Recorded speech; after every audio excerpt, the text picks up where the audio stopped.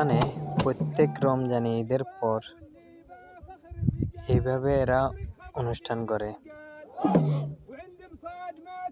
বিশেষ করে আমরা যেরকম কোলাকুলি ওদিকে যাই, এই লোকের সাথে কোলাকুলি করি, মুসাফা করি, কিন্তু এদের কাছে এরকম খুব কম দেখি। মুসাফা করে, তবে বেশিরভাগ দেখলাম ঈদের নামাজের পর এইভাবে তারা তাদের অনেক ঐতিহ্যবাহী অনুষ্ঠানগুলা করে।